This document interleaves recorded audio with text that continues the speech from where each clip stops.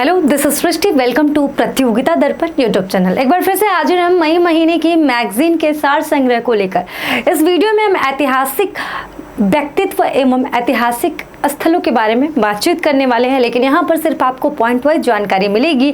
इन व्यक्तित्व और ऐतिहासिक स्थलों की विस्तृत जानकारी प्रतियोगिता दर्पण मई महीने की मैगजीन में मिलेगी। मैगजीन आप नज़दीकी बुक स्टोर से ले सकती हैं। इसके अलावा आप हमारी वेबसाइट www.pdgroup.in पर भी विजिट कर सकती हैं। चलिए सबसे पहले ऐतिहासिक व्यक्तित्व के बारे में बात कर लेते हैं। हमारे स्क्रीन पर हैं अहिल्याबाई होलकर। अहिल्याबाई भारतीय संस्कृति की मूर्तिमान प्रतीक थी। और क्या कुछ है इनके बारे में? उनकी श्रेष्ठता इंदौर की शासिका होने में नहीं, क्योंकि उनका त्याग इतना अनुपम, उनका साहस इतना असीम, उनकी प्रतिभा इतनी उत्कृष्ट, उनका संयम इतना कठिन और उदारता इतनी विशाल थी कि उनका नाम इतिहास में स्वर्ण अक्षरों से लिखा जाता है। उनके पवित्र चरित्र और विराट प्रेम ने उन्हें लोक जीवन में लोक माता का वो उच्चासन दिया जो संसार में बड़े सम्राट साम्राज्यों को भी नहीं मिला। सोच सकते हैं आप कि कितनी बड़ी ये व्यक्तित्व थी। अगले हैं हमारे जयप्रकाश नारायण। इनके बारे में जान लेते हैं। देश में आज़ादी की लड़ाई से लेकर साल 1977 तक तमाम आंदोलनों की मशाल थामने वाले यानी कि जयप्रकाश नारायण का नाम देश में ऐसे शख्स के रूप में उभरता है जिन्होंने अपने विचारों, दर्शन तथा व्यक्तित्व से देश की दिशा तय की। उनका नाम लेते ही एक साथ उनके बारे में लोगों के मन में कई छवियां उभरती हैं। लोकनायक के शब्द को असलियत में चरितार्थ करने वाले जयप्रकाश नारायण अत्यंत समर्पित जननायक और मानवतावादी चिंतक थे। साथ ही उनकी छवि अत्यंत शालीन और मर्यादित सार्वजनिक जीवन जीने वाले व्यक्ति की भी है। उनका समाजवाद का नारा आज भी हर तरफ गूंज रहा है। अगले देख लेते हैं श्री गुरु तेग बहादुर जी के बारे में। गुरु तेग बहादुर जी सिखों के 9वें गुरु थे। देखिए, अक्सर करके ये सवाल पूछा जाता है कि सिखों के 9वें गुरु कौन थे, तो श्री गुरु तेग बहादुर। विश्व इतिहास में धर्म एवं मानवीय मूल्यों, आदर्शों एवं सिद्धांत की रक्षा के लिए प्राणों की आहुति देने वाले गुरु तेग बहादुर साहब का स्थान अद्वितीय है। जन्म इनका 21 अप्रैल 1621 वैशाख कृष्ण पंचमी के दिन अमृतसर में माता नानकी और छठे सिख गुरु हरगोबिंद के यहाँ हुआ था। वो बाल्यावस्था से ही संत स्वरूप, गहन विचारवान, उदार चित्त, बहादुर व निर्भीक स्वभाव के थे। सर सैयद अहमद खान भारत के महान शिक्षक, नेता, मानवतावादी एवं मुस्लिम सुधारक थे। उन्होंने धर्मांतरता, संकीर्ण मानसिकता व कट्टरपन का विरोध किया और स्वतंत्र सोच को बढ़ावा देने पर बल दिया।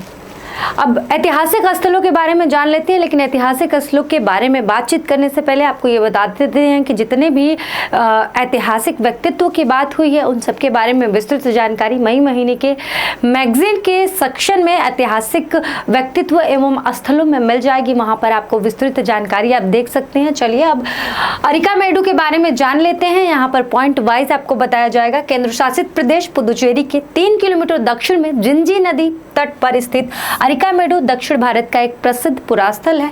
यहाँ से फ्रांसीसी विद्वान जे डूबिल ने 1937 ईस्वी में रोमन उत्पत्ति के मन के बर्तन प्राप्त किए। 1941 में फ्रांसीसी विद्वानों ने यहाँ खुदाई करके कुछ अन्य पुरावस्तुएं प्राप्त की।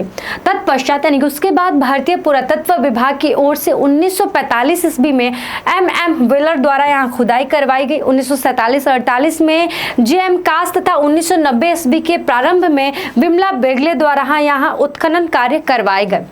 आगे बढ़ते हैं, ये देख लेते हैं अवंती। बुद्ध काल में पश्चिमी भारत का एक प्रमुख राज्य था जिसकी राजधानी उज्जैनी में स्थित थी। इस स्थान की पहचान वर्तमान मध्य प्रदेश के उज्जैन नामक नगर से की जाती है। अवंती के बारे में जान लेते हैं। बुद्ध काल में ये पश्चिमी भारत का एक प्रमुख राज्य था जिसकी राजधानी उज्जैनी में स्थित थी। इस स्थान की पहचान वर्तमान मध्य प्रदेश के उज्जैन नामक नगर से की जाती है। प्राचीन समय में अवंती के अंतर्गत संपूर्ण मालवा का क्षेत्र शामिल था। महात्मा बुद्ध के समय यहाँ प्रभुत्व का शासन था। ध्यान रखिएगा। इस राज्य का मगध के साथ लंबा संघर्ष चला तथा शिशुनाग ने इसे जीतकर मगध में मिला लिया था। अवंती का मगध के साथ लंबा संघर्ष चला था। शिशुनाग ने इसको जीत लिया था और मगध में मिला दिया। मौर्य काल में अवंती मगध साम्राज्य का पश्चिमी प्रांत था।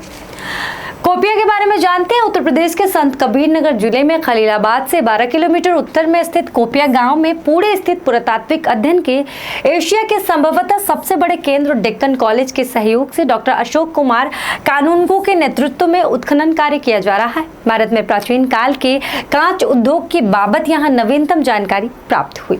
खुदाई के दौरान बड़ी मात्रा में मिले कांच के टुकड़े, चूड़ियों के टुकड़े, धातु गलाने वाले पात्र जिसमें शीशा पड़ा था, इसका प्रमाण है। आगे बढ़ते हैं। गिरनार के बारे में जानते हैं। गुजरात प्रांत के जूनागढ़ जिले के गिरनार अथवा गिरिनगर प्राचीन भारत का एक तीर्थ स्थल था। यहाँ कई प्रसिद्ध शासकों के लेख मिलते हैं। मौर्य शासक अशोक ने यहाँ अपना शिलालेख उत्कृत करवाया था।